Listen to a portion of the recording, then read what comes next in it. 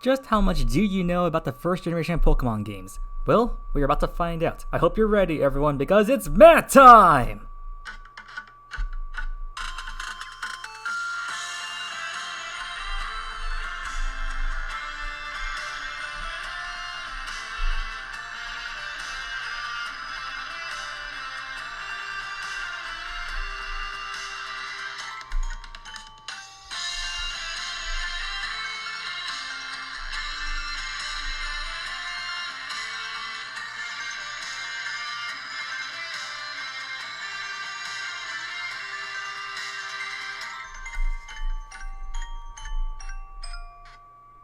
Hello, ladies and gentlemen, and welcome back to the Generation Millennium.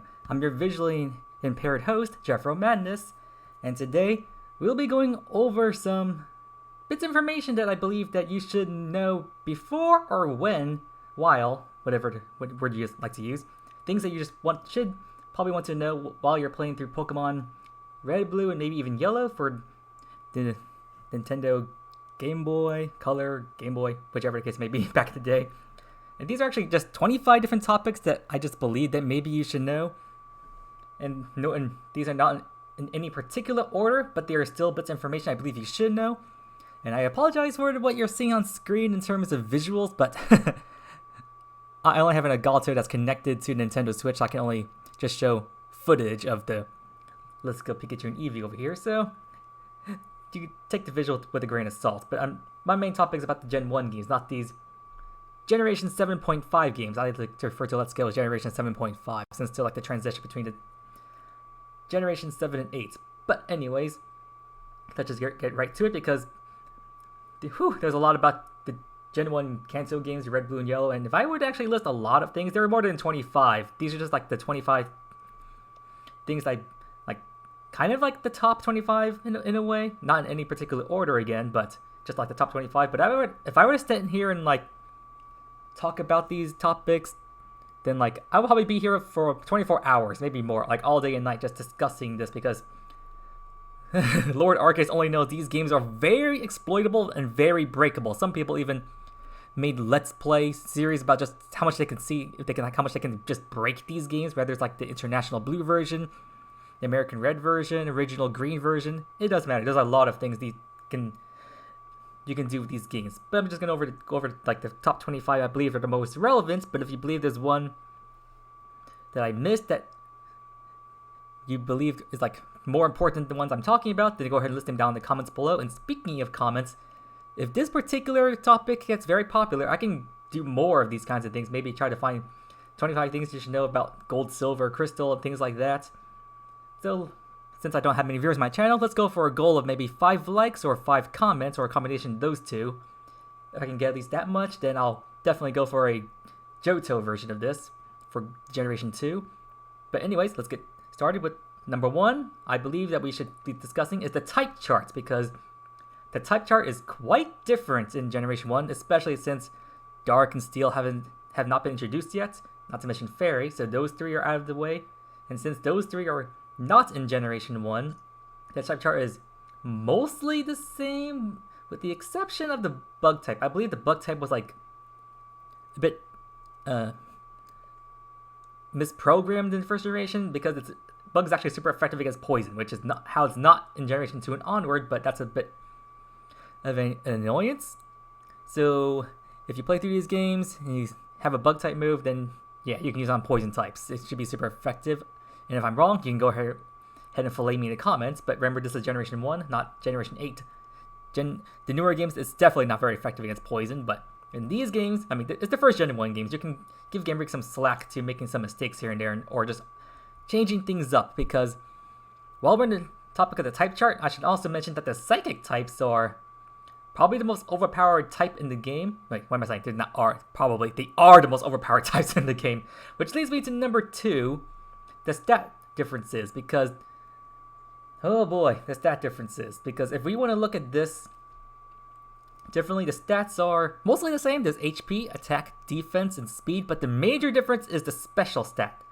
Not special attack or special defense, but the special stat. These are essentially the original precursor to how the special attack and special defense are used nowadays, but in Generation 1, those two stats were combined as just one special stat.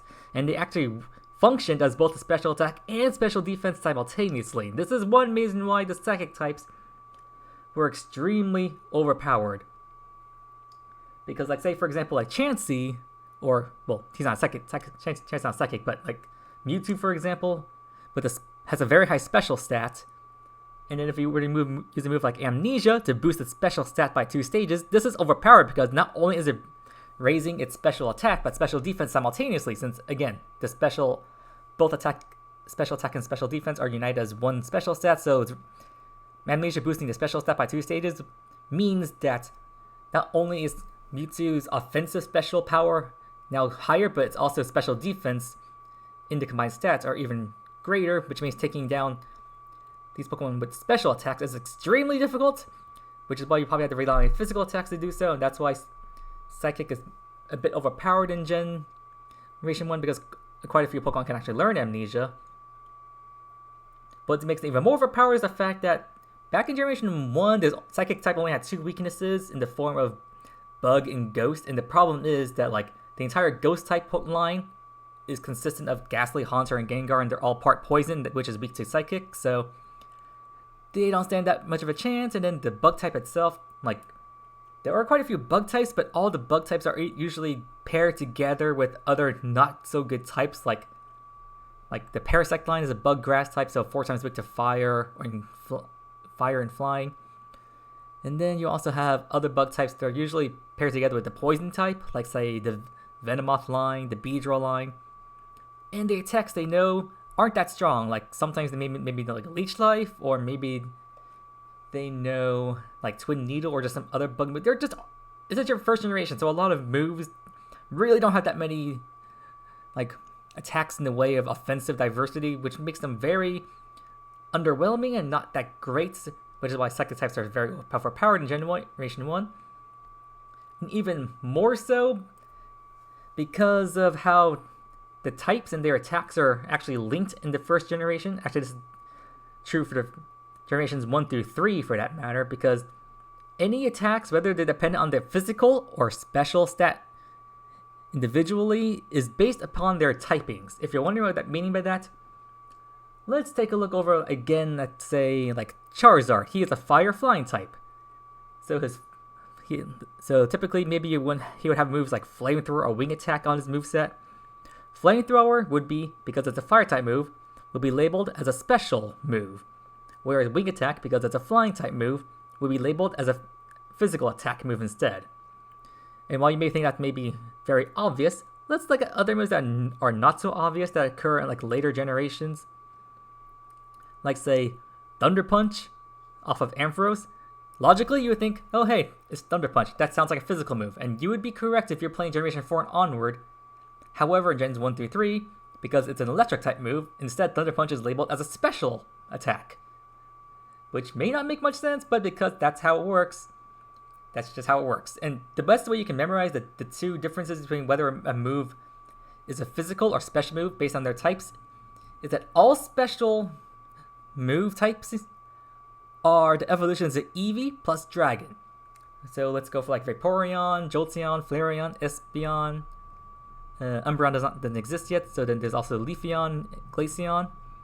So that would be, let's see, Water, Electric, Fire, Psychic, Dark, if you're doing Gen 2 and onward, and then Grass and Ice, plus Dragon. So all those are the special stats, and then everything else, like Normal, Ghost, Fighting, Rock, Ground, Poison, Flying, Steel, if you're Gen 2 onward, those are all physical moves, this is why some moves are, like, different and overpowered, and why, like, sometimes you may see something like the anime, and, like, say Dragonite using Hyper Beam, and the announcers goes like, Dragonite's most powerful attack, and you're like, wait, what? That's a special move, isn't it?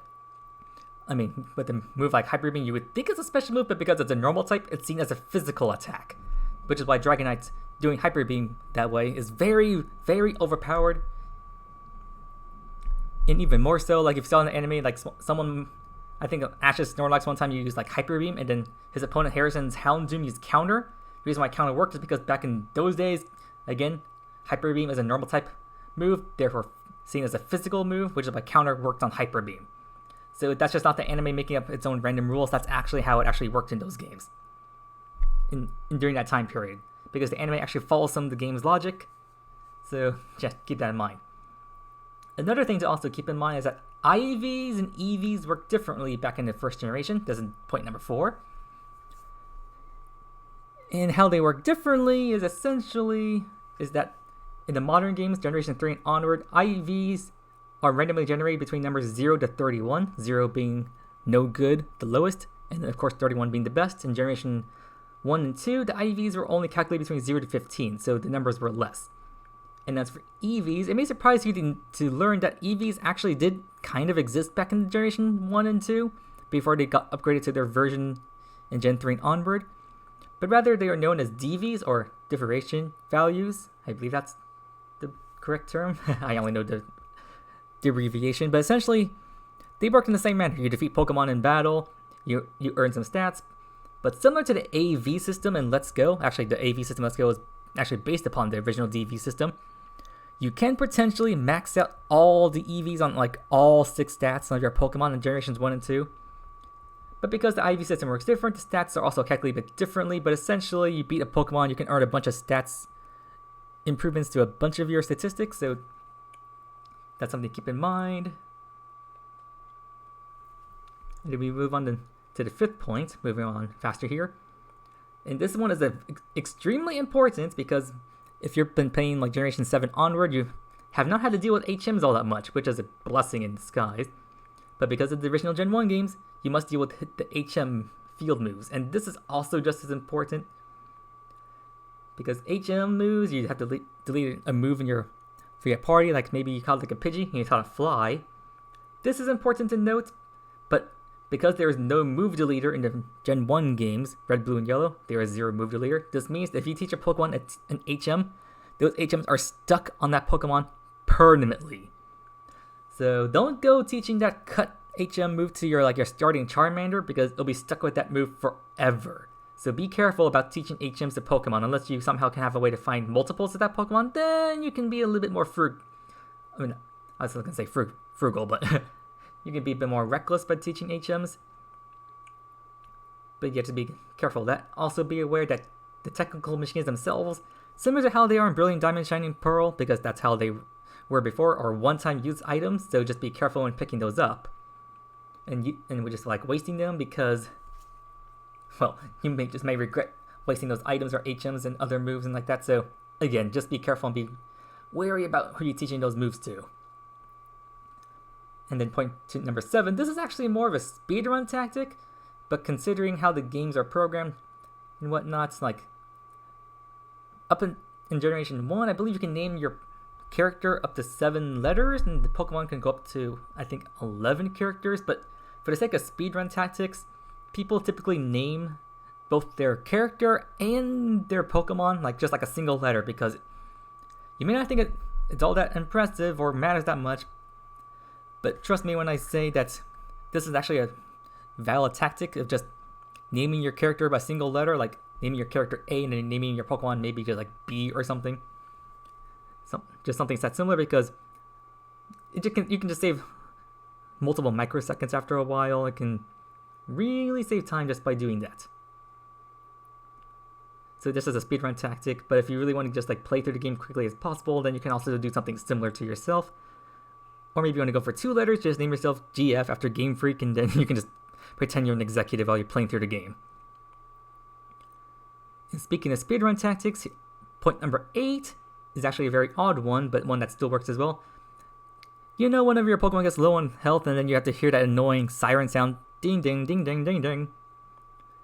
Well, surprisingly enough, when your Pokemon is actually in the low health meter, the in-battle texts that you have to go through actually go by much faster on the screen. I don't know why, I don't know how, but this is also another speedrun tactic that some people use. They will purposefully let their Pokemon take damage, they get into the low critical health range, and then all of a sudden, the in-battle text speed just goes by much faster. So that's another thing you can point out. And speaking of, well, high-speed texting, when you begin playing through the game, this is point number 9 coming up, a lot of players typically move their text speed to the fast option. They will turn off battle animations, and they will also turn the battle style to set. Normally, the battle style is set to default as normal. Animations are always turned on. I mean, well, not always, but they're defaultly turned on. And the battle style is set to switch. This is usually when the game will ask you, like, hey, like Ace Trainer Dennis is about to send out Pidgeot. Would you like to switch your Pokemon? When you change it over to set, this will keep your Pokemon in, and the game will not ask you if you want to switch out instead. If you want to switch out, you have to do so manually. This is in a particular way just to also save time because, text speed to fast, the text goes by faster. Battle animations turned off will make the battles go by faster because you don't have to sit there and wait for the animations to play out. And in addition, with battle styles that change to set, you would not think it, but since you don't have to go through those couple of button inputs to wait for the game to ask you if you want to switch Pokemon on, you have to constantly press A or B to make your decisions and switch things out. It's usually just faster to switch Pokemon out manually rather than let the game continuously ask you at every single round, because that time can really eat up just a lot of time. So that's why people usually set the game to set style just so they get through things much faster. Because if you're speedrunning the game, you're usually typically using a single Pokemon, or maybe using maybe one or two others as backup.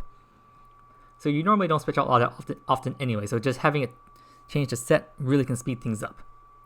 But one thing that can really make things slow down in Pokemon Generation 1, point number 10, is what's known as the 1 in 256 glitch, in which moves that typically can have 100% accuracy can actually miss, like moves like Thunderbolt, Ice Beam, Flamethrower. These moves typically have 100% accuracy. However, because of some programming error in Generation 1, their accuracy is more like 99.96, 90, or just a little bit rounded down to like 99-ish% rather than the full 100%. And this is known as the 1-256 glitch. Essentially, I don't know the full story, but essentially, like the game, each time you select a move to have an action, it like rolls a number between 0 to 255. And if it lands on any of those number values between those two numbers, then your attack will just go through the normal accuracy checks and just go through the game normally. However, if it lands on 255, since that's not a number greater than 255, then that triggers what's known as the 1-256 glitch, and the move will just miss.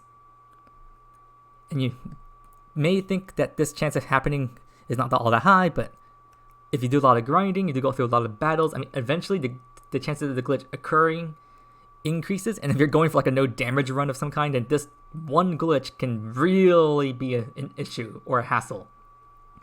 But the only saving grace to your livelihood would be the move Swift, which you can get from as a TM once you get past the Lavender Town, I believe.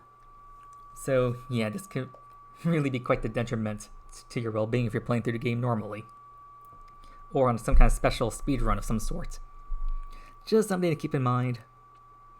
But also, you should keep in mind, while the scenario does not occur all that often, while the 256 glitch is an issue, there's also another program in the game, this is point number 11 now, that sometimes moves can actually inflict 0 damage to an opponent, in which the game will actually register the move as, like, it will actually deal 0 damage, but it'll just simply say the attack missed. But essentially, either you or your opponent just literally inflicted 0 damage. So typically this would only occur in a situation that, like, if you or your opponent have a Pokemon, like one of you has a very high level Pokemon and the other has a very low level Pokemon, and then they were to use a not very effective move on a Pokemon that's like 4 times resistant. Like, say, for example, a Nidoran was using Poison Sting on, say, like a Gengar, who's a Ghost Poison type, and Poison is 4 times not very effective against both of those types. And if the Nidoran was a very low level and the Gengar is a very high level, then there's actually a chance the move could say it will miss, but in reality it's actually doing like 0 damage, because typically, no matter what, in most modern Pokemon games, no matter how little damage you do to an opponent, you will always inflict at least 1 point of damage.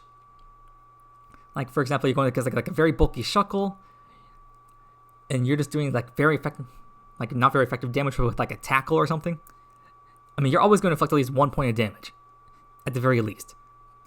But in Gen 1, like I said, those moves can literally do 0 damage, but the game will, instead of doing the 0 damage, the game will just simply say your attack missed. So that's just also something to keep in mind. It will probably not come up that often, but I thought it was an interesting point worth noting.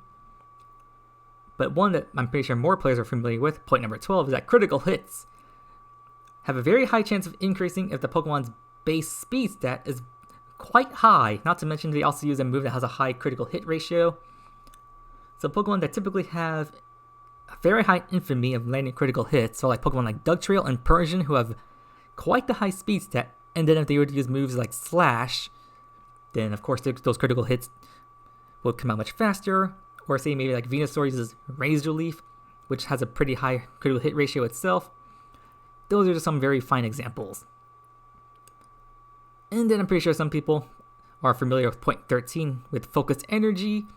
This move is supposed to increase the chance of your Pokemon landing critical hits, but unfortunately, well, because of programming errors in the Gen 1 games, Focused Energy will actually have your chances of landing critical hits, so it's bugged. So don't use Focused Energy in Generation 1 games. Fortunately though, all these points I've been mentioning, all of these get fixed if you like would play your games on Pokemon Stadium, so don't worry about these glitches if you're playing Pokemon Stadium. And let's see. Point number 14 is also important. Is unlike the modern day Pokemon games like Generation 4 and onward, I believe, like the bag essentially has infinite space. Since this is the first generation of Pokemon games, no such luck. In which the bag in itself, I believe, has a size limit of just 20 items. So micromanaging your bag is very important. Like at the beginning of the game, it's not that crucial, but I should also mention at the beginning of the game, you're also very low on money.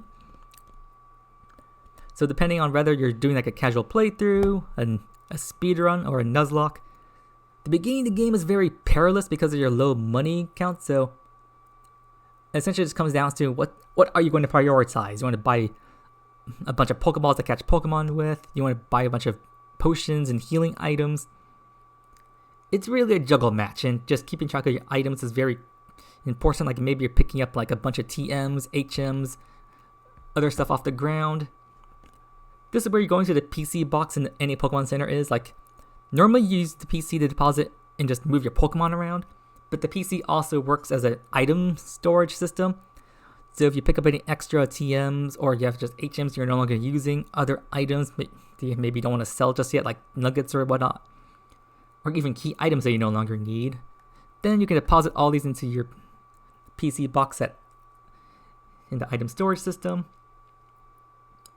So keeping track of your bag is very, very important in Generation 1, because the last thing you want is to like walk around in the wild and then find an item that you can't pick up because your bag is full. I mean, you can just toss items from your bag to save yourself the trip to the Pokemon Center, because maybe you pick up an item you don't care about, like an X item or something. But again, that's just up to your own discretion, but still things that you should keep in mind as you play through the game. But another thing you should keep in mind while playing the game is point number 15, what's referred to as good AI, in which the computer typically will always select their moves that are super effective against your Pokemon. So let's say you brought up a water type and you're facing off against a grass type Pokemon. Typically the computer will always want to go for the super effective grass type move against you.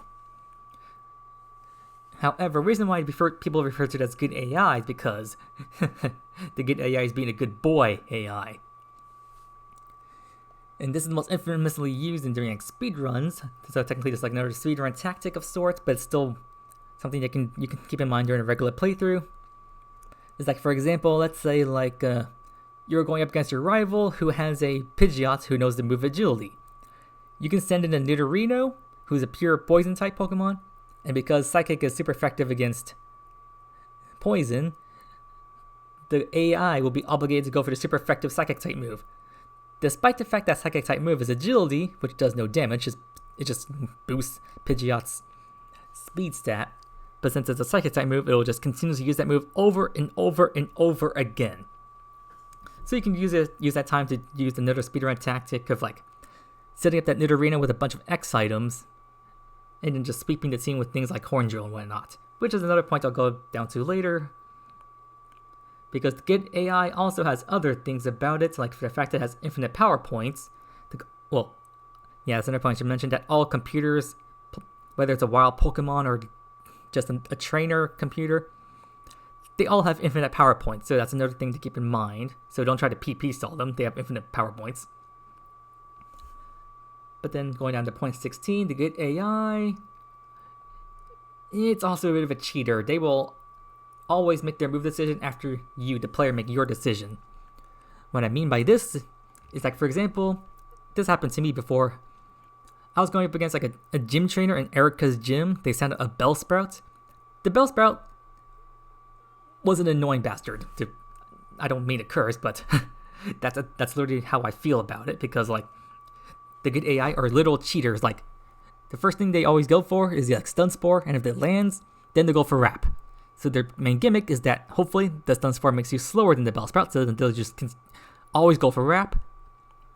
So they will just try to stall you, and on the rare chance that Wrap maybe misses you, then they just hope that your Pokemon's paralyzed and it can't move. So then if you get paralyzed, your main thing is like, okay, maybe I'll just heal or switch out the Pokemon.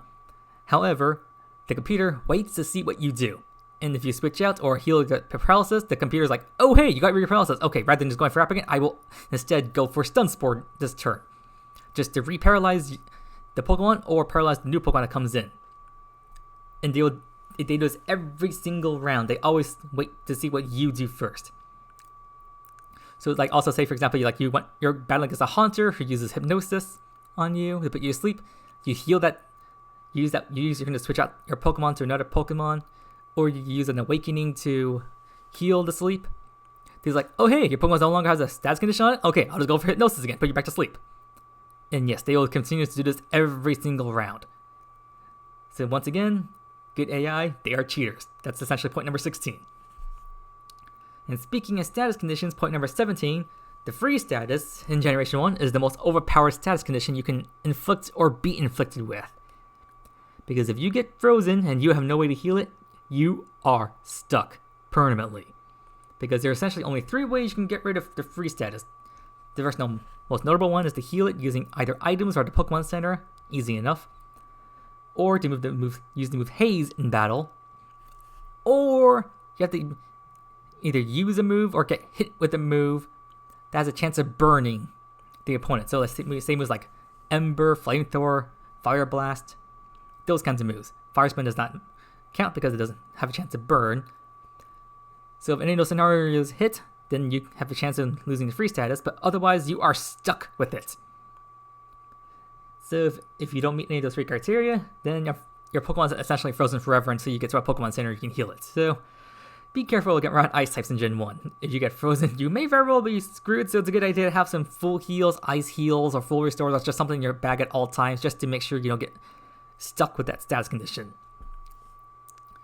And speaking of other status conditions, here's also a little funny gimmick. Point number 18 is that if your Pokemon is paralyzed, and then if they were to use a move like Fly or Dig, and then if they get fully paralyzed when they're in the middle of using that move, like they're still up in the air or underground and they get paralyzed, your Pokemon will actually get stuck, like in the air or on the ground. They can still land their attacks normally, like they can still go for like other moves and whatnot, but your opponent can no longer hit them. It's kind of funny.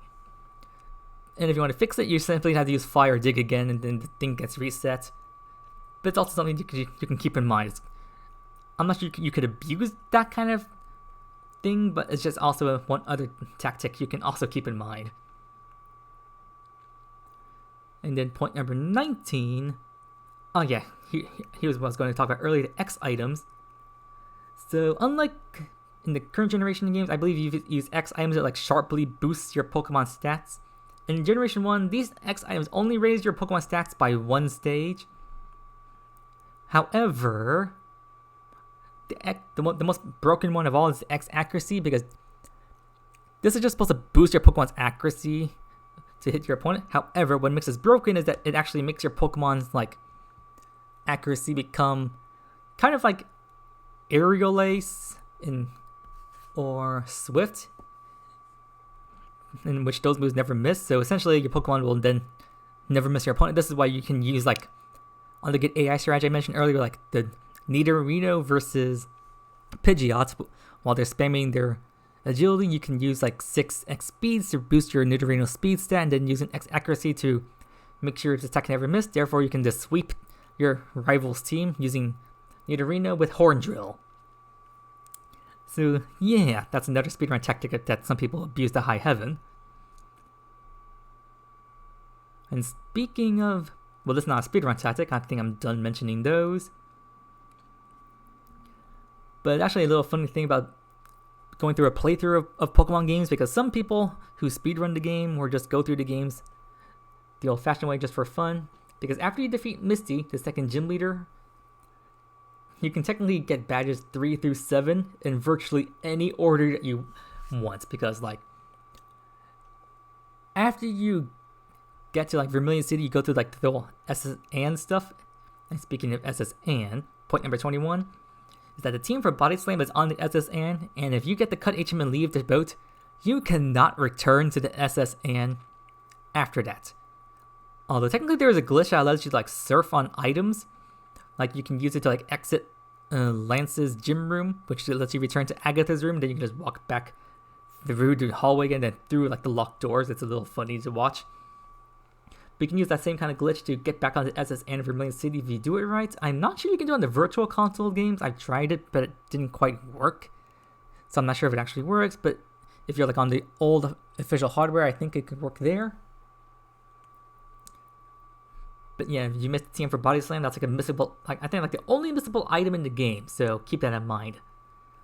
But anyways, after you get the Cut HM from the SS Ann, you can pretty much just go through any part of the game that you want. Like you can get like Flash from the Rock Tunnel.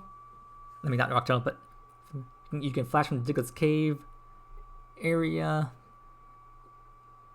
And then you can, you use the Cut HM to get to Lieutenant Surge, but you're not required to defeat Lieutenant Surge. I mean, all you get for defeating him is just the ability to use the Fly HM, which is not really required.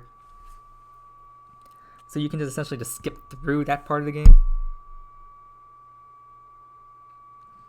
And one moment here, I think I just got a notification. Okay, never mind. But anyways, like I was saying, you can get like a notification.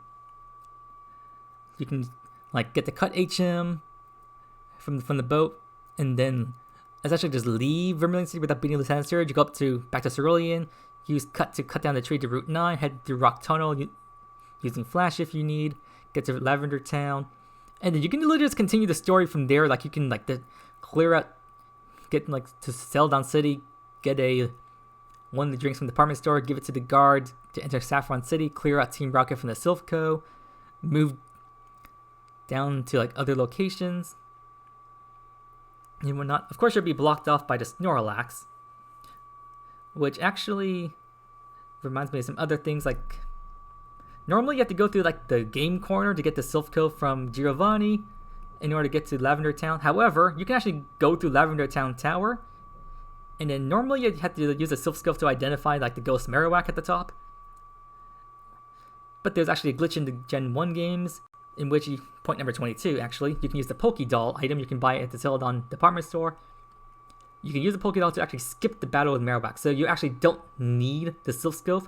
So you can use the Pokédoll to pretty much just end the battle with the Ghost Marowak and just continue on. So therefore you can skip the game corner stuff. You don't have to get the Silph. Although the only reason you would need the Silph is if you want to be able to catch any hunters or Ghastlies or hunters you can encounter in the Lavender Town Tower, since that's the only place you can encounter them in. But if you're just speedrunning through the game, most people just go for the Celadon City, buy a Pokeball, and then just end the battle, skip that section. And then to continue the game normally, you get through the Lavender Town Tower stuff because you're required to do it, because you actually need to get the key item, the Pokeflute, which, by the way, I should mention the Pokeflute can be used as an infinite awakening. So you no longer have to like keep awakenings or buy them in your bag. As long as you have the Pokeflute key item in your bag, you can essentially have an infinite awakening. So that's something nice to keep in mind. If you don't ever fall asleep, you can just use the Pokeflute to wake him back up. is not just used to wake up the sleepy Snorlaxes you can find to the west of Celadon City or south of Lavender Town or to the east of Vermilion City, like blocking that like intersection. But funny thing is, when you encounter those Pokemon, you don't actually have to defeat them. You can just run immediately from those battles as soon as you wake up the Snorlax. It actually says something like Snorlax like return to the mountains or something. It's like, what mountains? I don't really see many mountains in Kanto. I mean, if you look at like colorful illustrations of the Kanto region, I think they're like mountains to the north, but like you never actually go to those mountains. Like the only mountain that's ever mentioned is like Mount Silver. That's like technically in Johto, but technically only accessible via Kanto in Generation 2, so it's kind of odd. But anyways, this actually leads me down to my next point of number 23. If you were to use like a low-level Pokeball against like something like a legendary, or even like a high-level, like rare encounter Pokemon like a Snorlax, the Pokeballs can actually miss the Pokemon. Yeah, go figure. You can actually miss the target. Not only is like the 156 glitch an issue, but your Pokeballs can also miss hitting your target wild Pokemon. The main way to fix this is to hit them with a status condition, like paralyze them or put them to sleep. Therefore, you can actually hit them with whatever Pokeball you're going for. But typically, if you're going for like a Snorlax or legendary, best thing to toss at them is Ultra Ball, because they have like, not only do they have a higher catch rate, but they also guarantee that you somehow just don't miss the target. So keep that in mind if you're going for like these other Pokemon. Usually having the highest like the most expensive Pokeball available is usually the best thing to go for. Although, funny thing I should mention is I think the Master Ball, and if you try to sell it in modern day Pokemon games, it's like, hey, this is like a special item. You can't sell this. But I believe you can actually sell it in Generation 1, the Master Ball. I think costs like $0, 0 yen, so not really worth selling. But I think it's like something worth mentioning.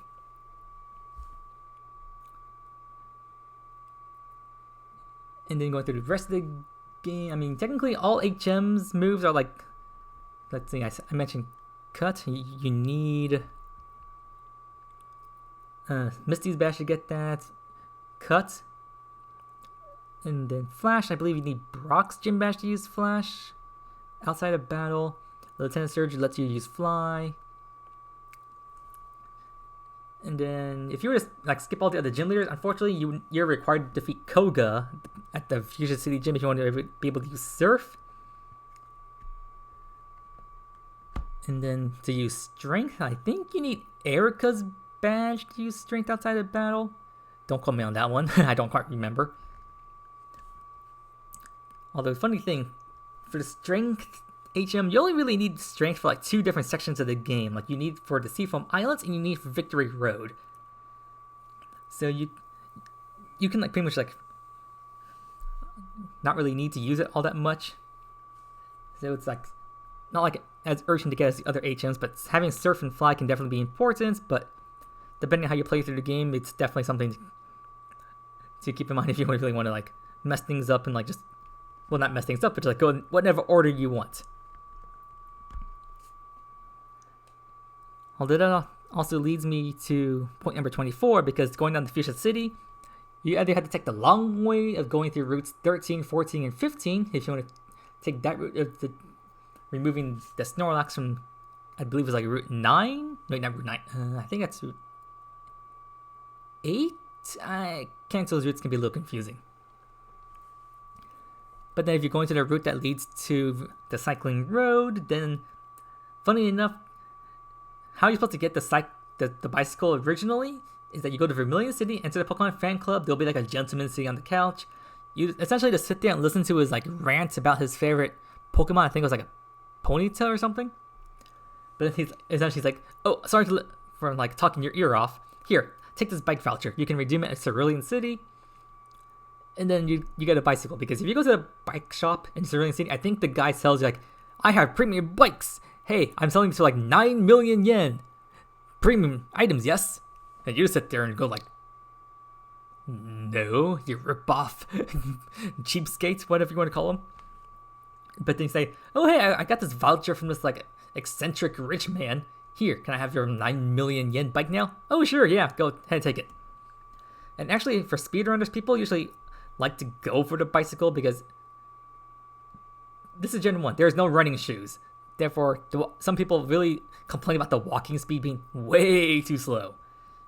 And I would agree if not for the fact that I'm a very patient person, so I could really not really give too much of a care about playing Gen 1 with or without the bicycle. But I do admit that having a bicycle does make my moving around, I got tongue-tied there, much faster. So most people typically grab a bicycle and they pretty much like move it to the top of their item bag as quickly as they can. You can move things around by using the select button, I believe. It's been a long time since I played Gen 1, since like 2016 on the virtual console, so like I haven't touched those in like 6 years. But the funny thing is you can actually enter the cycling road, and was that like Route 16, 17? I believe it is what the cycling road's on. But you can actually enter the cycling road without a bicycle. So like how you do is like you like enter the house on Route 16, I believe, and the guy's like, hey, you need a bicycle to enter the cycling road. You don't have a bicycle. You can't enter here. However, if you just constantly hold like down like left on your D-pad controller and just continuously spam A and just keep holding on left, eventually you'll actually make it past the guy. So you can actually enter the cycling road by being past the guy. And then as soon as you enter the cycling road, you'll actually be on a bicycle. You'll lose the said bicycle as soon as you exit the cycling road. But like it's like you don't own a bicycle. Where'd you get that bicycle from? Some people have made jokes of this like Grand Theft bicycle going on in this Pokemon game. Like, did you steal that bike from someone? What's going on here? But yeah, that's essentially how you can get onto a cycling road without the bicycle, which I guess you could technically count as a standard speedrun tactic of sorts.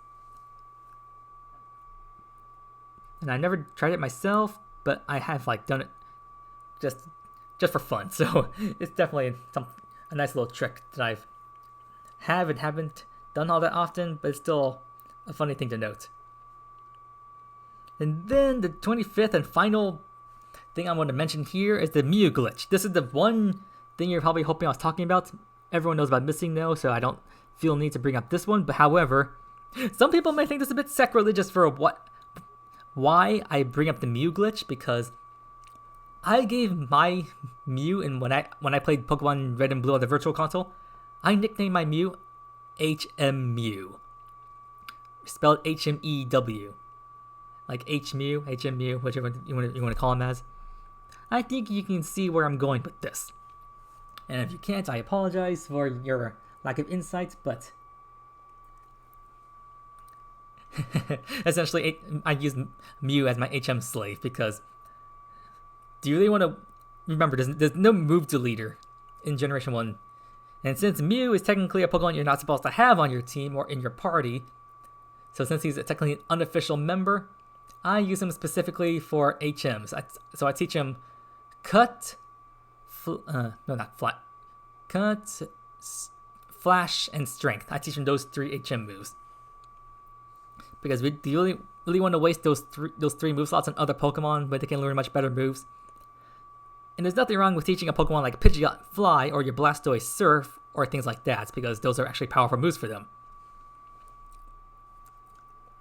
So that's typically what I usually do, but as for the Mew glitch itself, I guess I can go over how it works. So typically how you first set them up is that you want to make sure there are certain trainers that you leave unbattled. There's one trainer in the Cerulean City gym, or a trainer up north of Cerulean City on the way to Bill's Cottage, a trainer who has a Slowpoke on their team.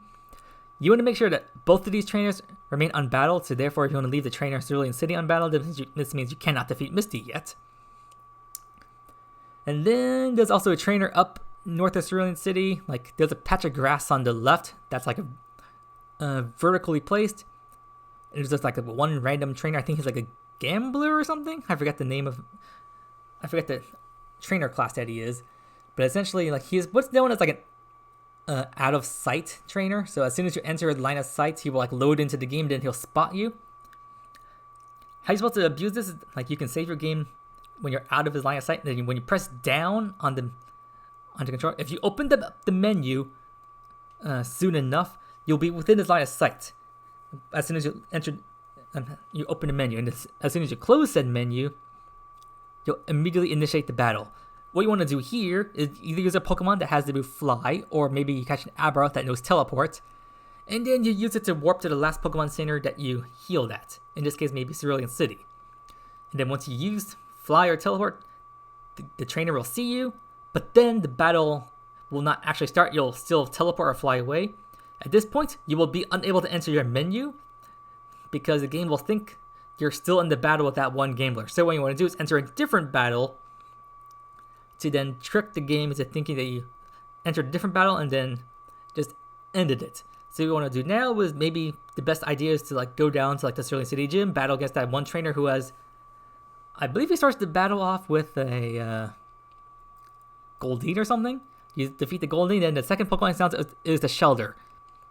This is the important battle because in how the Mew glitch actually works is it looks at the Pokemon's like special stat. Therefore, this is why you usually want to use trainers for this particular glitch because their special stats are guaranteed, whereas the wild Pokemon, they are randomly generated. And the Shelder that the trainer in the Cerulean City Gym has a special stat of 21. So you defeat said Shelder, and then you head back up to the route to where you like flew or teleport away from that one trainer. Then the menu will automatically reopen as soon as you enter the route. As soon as you close the menu, you'll enter into a random Pokemon battle, and you'll be battling against whatever Pokemon special stat you battle against last. So since you last battle against that Shelder, that's the last Pokemon you encountered, the special stat 21, the game will randomly check for any special stat that you may have. Since this is 21, you encounter Mew. And then you can catch that Mew and then use it however you want. Although there's also a thing you can also do. I think you need a Pokemon that knows Growl on your team to do this. Some people like to choose Charmander from their starter, so they have, since he knows Growl off the bat. If you battle against that Shelder and then you use Growl like 6 times, and then you go to initiate the battle with Mew, Mew will actually be at level 1. What makes this unique is because like Pokemon in Generation 1 and 2, they're not supposed to be at level 1. That particular gimmick doesn't exactly happen until the Generation 4 games, in which you can like catch Pokemon at level 1 in terms of eggs. So what you can do is then take that Mew at level 1, you catch it the normal way, but make sure when you do catch it, it goes straight into your party. Because if it goes into your PC, the game will crash anytime you try to select that Mew. Therefore, it will no longer be selectable. So make sure when you catch a Mew at level 1 using this particular little glitch, you have an open space in your party. Then you can do like, say, go to the grass to the left of Cerulean City, send out that level 1 Mew into battle, then immediately switch it out to another Pokemon, defeat the Pokemon normally. If you gain less experience than what's required for Mew to level up to the next level, like say for example Mew requires like 75 experience points to get to level 2, so you gain less experience than that, the Mew will actually gain that experience points, but then it'll then jump up to level 100. So that's like, you can also use this glitch on like other Pokemon, not just Mew. So essentially you can use this glitch to just get any Pokemon level 100 at that point in the game, and then just essentially just sweep the game as you see fit. And believe me, there are lots of other glitches in this game, like the Missing No glitch and among other things. But like I said, if I were to sit here and talk about every little detail I can think of for Pokemon Red and Blue, I would be here for hours, if not all day and night. So yeah, that's 25 things that I think that you guys should know before or while you're playing through Pokemon Red and Blue. So if you guys like this stuff, or you'd like me to maybe do an additional 25 facts that I can think of to list out, then I can definitely do that. Or if you'd like me to move on to Generation 2, I can do that as well. So leave that in the comments down below. And if you guys can leave me a total of maybe like 5 likes or 5 comments, or maybe a combination of those two, I'll definitely consider doing a sequel as soon as possible.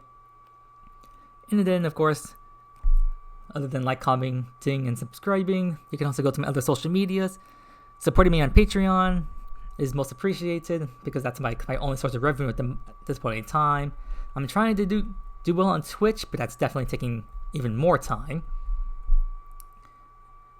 And as for other social medias, I also have a Facebook, I have Twitter, and of course Discord. If you want to talk to me as soon as possible, you can also talk to me in Discord. I'll be more happy to help you out guys there. But other than that, I guess that's all I really have to say for now. So I hope you guys like my stuff. And if you'd like to see more, then you know what to do. So I guess I'll check you all next time. Take care.